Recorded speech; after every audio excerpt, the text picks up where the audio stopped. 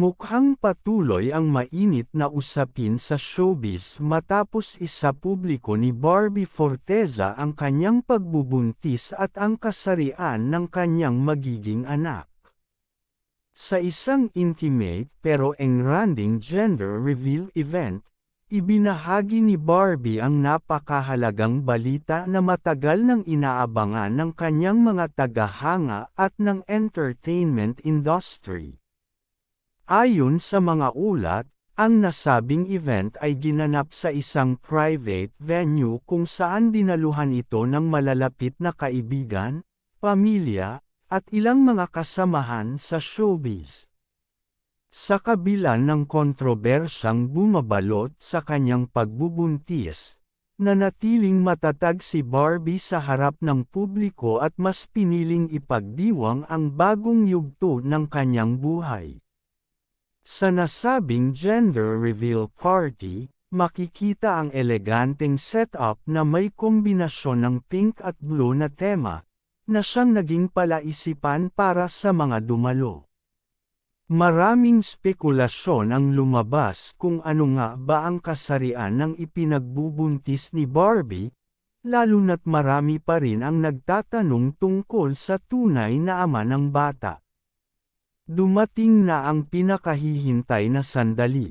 Sa gitna ng engranding selebrasyon, may inihandang espesyal na paraan upang ihayag ang kasarian ng kanyang baby. Sa tulong ng isang malaking balon na pinaputok ni Barbie, nagmistulang isang engranding eksena nang lumabas ang confetti sa loob nito, kulay asul, na nangangahulugang isa itong baby boy. Pagkatapos ng gender reveal, hindi napigil ang maging emosyonal si Barbie. Ayon sa kanya, napakasaya ko na sa wakas ay maibabahagi ko na sa lahat ang kasarian ng baby ko. Alam kong maraming tanong ang iba tungkol sa sitwasyon ko ngayon, pero sa ngayon, mas gusto kong pagtuunan ng pansin ang magiging buhay ng anak ko. Hindi rin naiwasang tanungin si Barbie tungkol sa ama ng bata.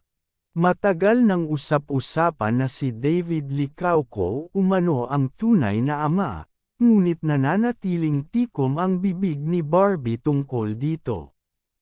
Sa kabila ng pangungulit ng press, idiniin ni Barbie na mas nais niyang protektahan ang kanyang privacy at ang kapakanan ng kanyang anak.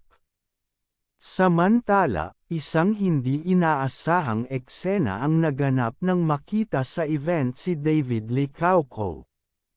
Ayon sa mga nakasaksi, dumalo si David ngunit pinili nitong umiwas sa media at hindi nagbigay ng anumang pahayag tungkol sa issue. Ang presensya niya sa gender reveal ay nagdulot ng iba't ibang reaksyon sa social media, kung saan marami ang naniniwalang siya nga talaga ang ama ng ipinagbubuntis ni Barbie.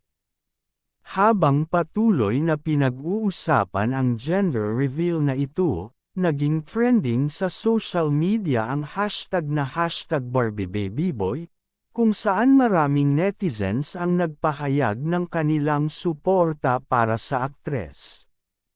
Marami ang bumati sa kanya at nagsabing handa silang suportahan siya sa bagong kabanata ng kanyang buhay.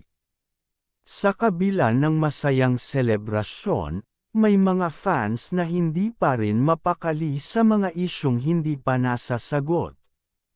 Isa na rito ang posibleng reaksyon ni Jack Roberto sa balitang ito. Matatanda ang dati niyang nobyo si Barbie at naging bahagi ng kontrobersya ang pagdududa niya sa tunay na ama ng ipinagbubuntis ng aktres. Sa ngayon, wala pang opisyal na pahayag mula kay Jack tungkol sa issue. Ngunit may mga ulat na nagdesisyon na itong lumayo kay Barbie at iwasan ang anumang koneksyon sa aktres. Sa mga susunod na araw, tiyak na mas maraming detalye pa ang lalabas tungkol sa isyung ito. Ngunit isang bagay ang sigurado, handa na si Barbie Forteza na harapin ang bagong kabanata ng kanyang buhay bilang isang ina, anuman ang sabihin ng iba.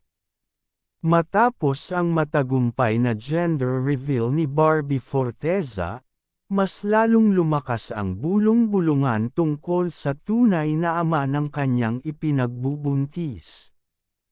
Bagamat hindi niya ito direktang kinumpirma, ang presensya ni David Licauco sa naturang event ay nagdulot ng matinding usap-usapan. Maraming fans ang nagtataka kung bakit naroon si David, lalo na't matagal nang iniwasan ni Barbie ang tanong tungkol sa kanya. Habang patuloy ang spekulasyon, bigla namang kumalat sa social media ang ilang larawan at video ng event kung saan makikita ang tila mise-en-scene ng pag-uusap ni